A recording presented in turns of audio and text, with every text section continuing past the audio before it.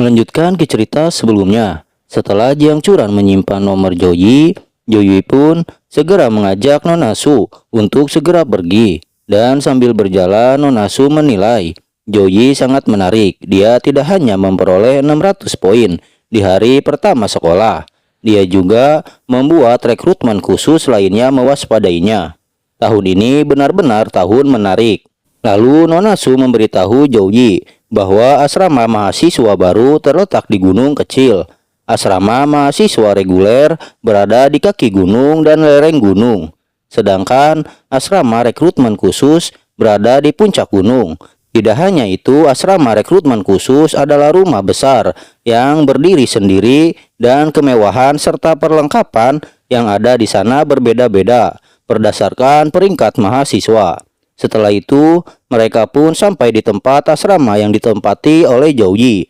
Lalu saat hendak masuk, Nona Su mendengar bahwa Joyi saat ini sedang mencari Freezing Lotus. Dan hal ini pun mengejutkan Joyi. Lalu Nona Su memberitahukan sebuah informasi kepada Joyi bahwa ada tim yang melihat Freezing Lotus di pegunungan Prahara. Tapi mereka menyerah untuk mengumpulkannya karena dijaga oleh monster level tinggi. Namun ini informasi dari 6 tahun yang lalu, dan Nona Su sendiri tidak bisa menjamin bahwa informasi ini apakah benar atau salah. Lalu setelahnya Joyi kembali ke kamarnya dan terlihat sedang mencari sebuah informasi melalui internet. Menurutnya, pegunungan Tempest adalah pegunungan yang muncul setelah bumi menyatu dengan permainan abadi. Selain itu, pegunungan ini merupakan area yang luas, berisi berbagai harta karun, serta flora dan fauna eksotik. Bahkan, kalangan tersier pun tidak berani memasukinya dengan santai. Lalu, menilai kekuatannya yang saat ini, Joyi menilai bahwa dia hanya bisa lari jika menghadapi monster level tinggi. Namun sistem menghadiahinya item penyelamatan nyawa setelah menyelesaikan ujian, yaitu Resurrection After Death. Dengan ini Joyi merasa bahwa dirinya tidak perlu ragu. Lalu Joyi merencanakan keluar setelah membeli beberapa skill dan perlengkapan. Lalu Joyi membuka sebuah menu yang menunjukkan berbagai macam skill Saint Knight di bawah peringkat A yang dapat dipelajari secara gratis. Dengan cepat, Joyi membeli beberapa skill, seperti kekebalan terhadap kerusakan fisik, skill yang bisa digunakan tanpa senjata, serta serangan jarak jauh. Dan yang lebih membuat Joyi sangat senang adalah semua skill ini dia dapatkan secara gratis. Namun, Joyi merasa harus perlu mengeluarkan poin untuk mengumpulkan set forest yang didapatkan dari hadiah penyelesaian ujian. Setelah itu, Joyi pun sekarang berada di pegunungan Tempest atau Prahara dengan kostum barunya yang serba putih yang merupakan set forest. Dan baru saja dia sampai di tempat itu, Joyi sudah merasakan aura pertempuran yang hebat. Joyi yang penasaran pun segera ingin memeriksa tempat itu. Namun di sisi lain, Jiang Churan sedang menatap layar handphone karena dia sebelumnya menghubungi dan mengajaknya untuk latihan bersama-sama. Namun ajakannya ditolak karena Joyi mengatakan bahwa dia sedang di luar dan berada di pegunungan Prahara. Dan saat ini dia sedang menunggu-nunggu balasan dari Joyi. Saat handphonenya berbunyi, dengan cepat dia memeriksa handphonenya dan ternyata itu adalah sebuah panggilan dari seorang temannya. Temannya menanyakan mengapa akhir-akhir ini Jiang Churan sering mengeluh mengenai handphonenya. Jiang Churan pun mengatakan bahwa dia bertemu dengan seorang pria yang sangat spesial.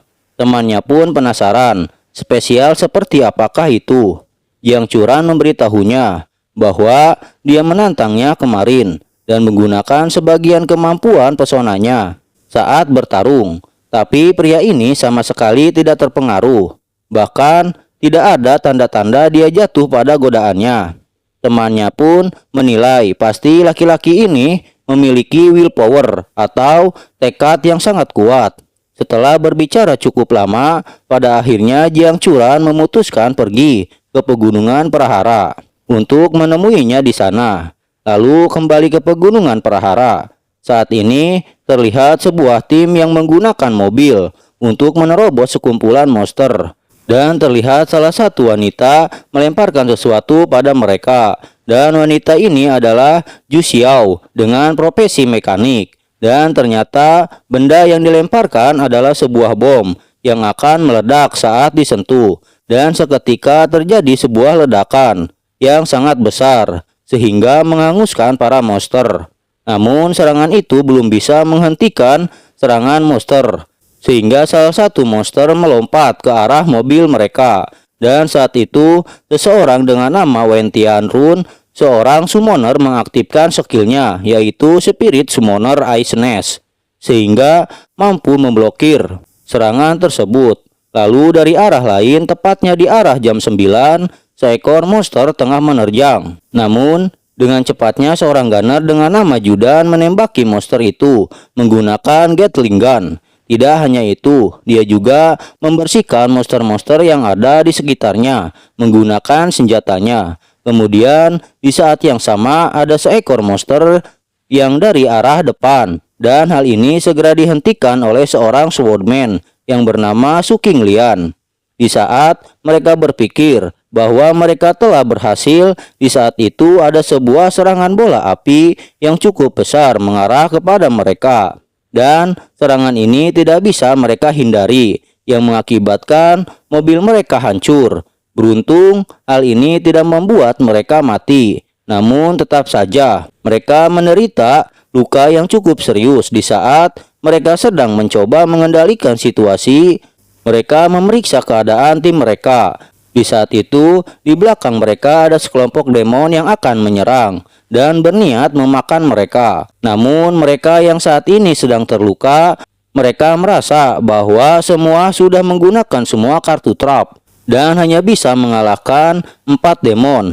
Dengan ini mereka berpikir bahwa ini akhir dari perjalanan mereka. Di saat demon menyemburkan api ke arah mereka, Zhou Yi bersama dengan serigala datang dengan sangat cepat serta menggunakan skillnya, yaitu Secret Storm. Dengan ini Zhou Yi berhasil memblokir serangan api yang hendak mengenai mereka. Dan kembali Zhou Yi mengaktifkan Secret Storm dan meletakkannya di sekeliling para demon, sehingga api yang mereka keluarkan terkurung dalam lingkaran itu dan mengakibatkan pusaran api yang membakar para demon. Zhou Yi menyebut saat cahaya menyatu maka badai pun akan runtuh.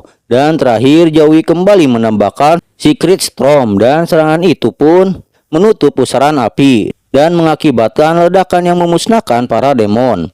Zhou Yi yang memperhatikan keadaan sekitar terbakar meminta kepada serigala esnya untuk memadamkannya. Segera serigala es menghembuskan napasnya sehingga memadamkan api yang ada di sekitar area itu. Lalu Zhou Yi yang memperhatikan tim ini terluka segera menggunakan skill Slow Regeneration dan menyembuhkan luka-luka mereka. Lalu Su Qinglian pun berterima kasih kepada Zhou Yi atas pertolongannya. Dia tidak menyangka Zhou Yi mengenali mereka. Zhou Yi menyebut bahwa dia jelas mengetahuinya karena tim Blue Phoenix adalah salah satu dari 3 teratas di sekolahnya. Mendengar hal itu dari mulut Zhou Yi, seketika menjadi malu. Selain itu, Su Qinglian memperingatkan, walaupun Zhou Yi memiliki elemen cahayanya yang sangat efektif melawan demon, namun mereka masih terlalu berbahaya untuk ditangani seorang diri. Untuk itu, mereka mengajak Zhou Yi kembali terlebih dahulu untuk mengisi persediaan. Lalu Zhou Yi pun berpikir, menurutnya dia sudah menjelajahi wilayah terluar dalam waktu 1 bulan terakhir, tapi masih belum ada kabar tentang Raging Lotus. Sedangkan kompetisi mahasiswa baru akan dimulai beberapa hari lagi. Dengan ini Zhou Yi hanya dapat melanjutkan pencarian Raging Lotus setelah kompetisi. Setelah berpikir, Zhou Yi pun menyetujui usulan mereka. Su Qinglian pun menatap Ju Xiao dan Ju Xiao sendiri mengerti maksudnya. Segera dia menyiapkan sesuatu dan menghasilkan sebuah skill dengan nama Secret of Metal, Soul of Speed, Phantom Ringing, GX Speeder, Mag Giant, Sign Combination, dan muncullah sebuah robot besar berbentuk laba-laba. Dan ini pun membuat Joey sangat takjub karena dia baru pertama kali melihatnya. Dengan ini, Zhu Xiao meminta semua orang untuk masuk. Saat di perjalanan, Joey pun bertanya kepada Su Qinglian, apakah di pegunungan Prahara ada demon. Menurut Su Qinglian, tim mereka telah memasuki area terluar pegunungan Prahara berkali-kali. Tapi ini pertama kalinya mereka menemui para demon. Mendengar hal ini, Joey pun menduga bahwa para demon ini datang dari daerah yang lebih dalam di pegunungan atau ada celah dimensional di dekatnya yang melepaskan para demon. Su Qinglian pun memiliki dugaan yang sama dan mereka harus segera kembali ke pangkalan dan memberitahu setiap militer. Mendengar hal ini, Joey pun memberitahu bahwa ada penyihir yang memantau seluruh area di zona militer. Menurut Su Qinglian, ada banyak monster di pegunungan Prahara. Untuk mencegah monster melarikan diri dan menyerang kota, ada pangkalan pasokan dan perdagangan yang dilakukan oleh militer di pintu masuk. Dan tentara melindungi menara penyihir yang memantau pergerakan monster di pegunungan. Yang terlihat hanya ada satu dan level demon itu terlalu rendah.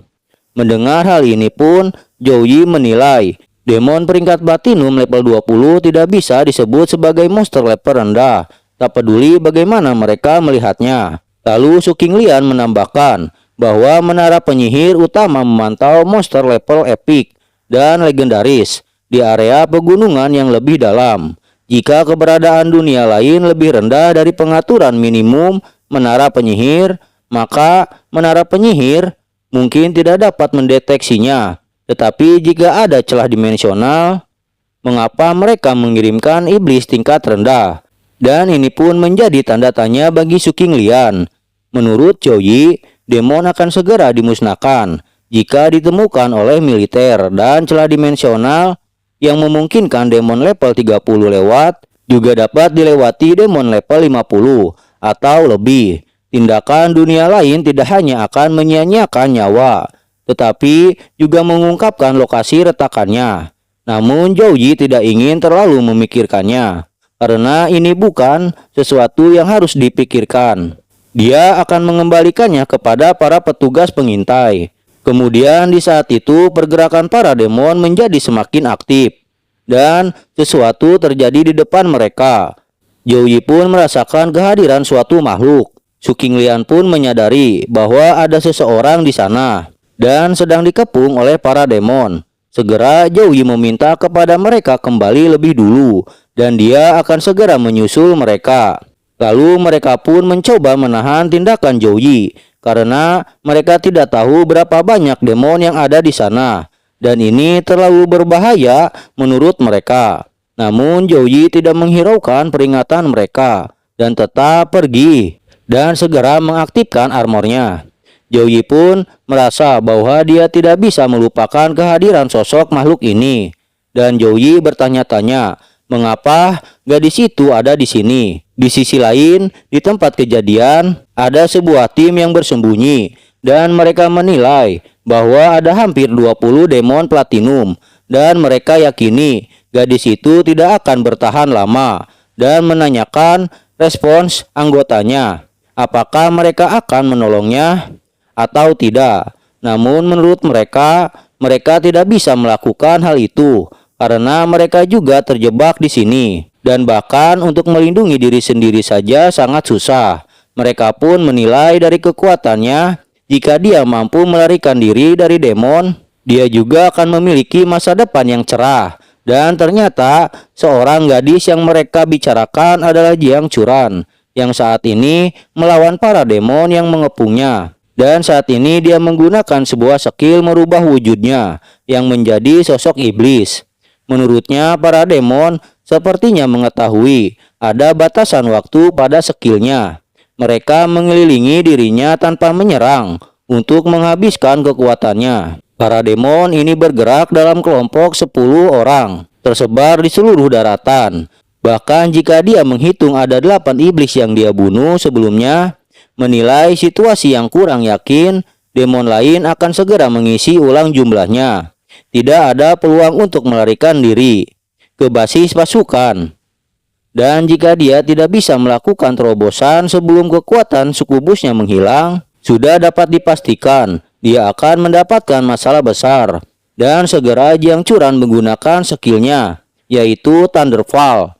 Namun seketika gemuruh guntur datang dan menyambar demon yang ada di bawahnya, sehingga membunuh para demon yang ada di sekelilingnya. Dan di saat itu Zhou Yi pun datang dengan sangat cepat dan meminta Jiang Churan agar segera menjauh, karena di saat yang bersamaan ada sesosok demon berukuran besar yang sedang berteriak, dan teriakannya mempengaruhi Jiang Churan. Dan setelah itu scene pun berakhir. Apabila kalian suka videonya, Mimin harap kalian like dan subscribe agar Mimin semangat membuat video-video lainnya. Sampai jumpa kembali di next video. Bye bye.